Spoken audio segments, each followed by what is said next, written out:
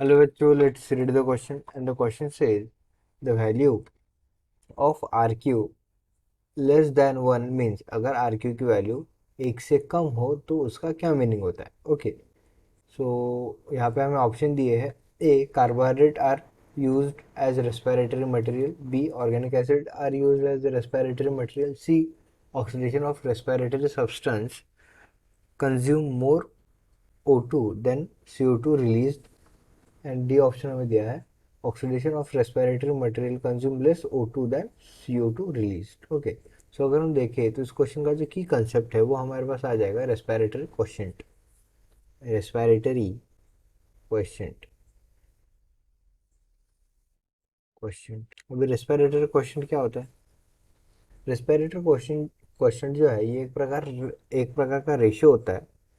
Volume of carbon dioxide evolve, volume of CO2 evolve to the volume of oxygen consume.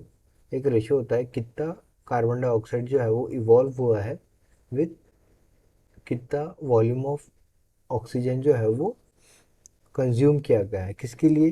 तो oxidation के लिए, respiratory substance के, respiratory substance respiratory material के oxidation के लिए कितना कितना वॉल्यूम ऑफ CO2 जो है वो इवॉल्व हुआ है एंड कितना वॉल्यूम ऑफ ऑक्सीजन जो है कंज्यूम हुआ है, इनका रेशियो होता है. Okay, oxidation of respiratory substance.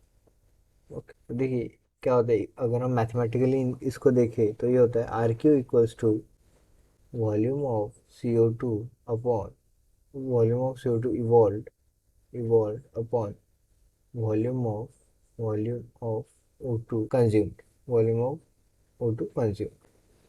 Okay, अभी देखिए जो कार्बोहाइड्रेट होते हैं हमारे पास, उनका जो रेस्पिरेटरी क्वेश्चन होता है RQ होता है वो होता है वन, वो हमेशा होता है वन. अभी कैसे होता है तो देखिए यहाँ पे हमारे पास है C6H12O6 जो कि ग्लूकोज है, प्लस 6O2.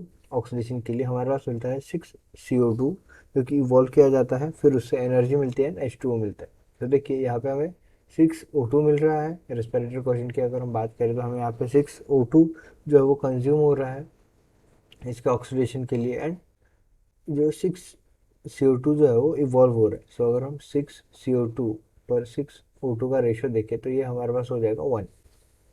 ओके, ये हो जाएगा हमारे पास वन. पर ये जो है ये एक से कम भी हो सकता है. It can be less than one in case of fats, in case of proteins और फैट का जब हम एज ए रेस्पिरेटरी क्वेश्चन से यूज़ करते हैं तो जो एज ए रेस्पिरेटरी सब्सटेंस से यूज़ करते हैं तो रेस्पिरेटरी क्वेश्चन जो है वो लेस देन वन आता है. तो देखिए कैसे, अगर हम यहाँ पे फैट ले C57H1O4 and O6 plus 80O2 जो है इसको लगते हैं ऑक्सीडाइज करने के लिए, और हमें मिलता है 57CO2 and 52 H2. Okay, 52H2. So respiratory question जो है वो हमारे पास हो जाता है 57CO2 अपॉन 80O2. ओके, तो ये हमारे पास आता है 0.71. ओके, सो ये लेस देन वन है, ये जो है एक से कम है. सो फैट के लिए जो है क्या, फैट या प्रोटीन्स में जो है वो ऑक्सीजन जो है वो ज़्यादा कंज्यूम किया जाता है. Fats consume more O2 for the oxidation than CO2 released than CO2 released, इसलिए उनका जो RQ है वो एक से कम आता है. तो देखिए यहाँ पे अगर हम फर्स्ट ऑप्शन देखें तो फर्स्ट ऑप्शन में उन्होंने बोला है कि carbohydrate are use as respiratory material, पर उसका तो इक्वल टू वन आता है, लेस देन वन नहीं आता, तो ये नहीं होगा. फिर अगर बी की बात करें, organic acid are use as respiratory substance, ये भी गलत है. Fat fatty acids and protein जो है वो यूज़ किए जाते हैं. फिर उसके बाद हमारे पास आता है oxidation of respiratory substance consume more O2 then CO2 release, ये बराबर है क्योंकि जो O2 है वो ज़्यादा कंज्यूम किया जाता है एज़ कम्पेयर टू जितना CO2 रिलीज होना चाहिए. सो ये जो है ये बराबर है सी.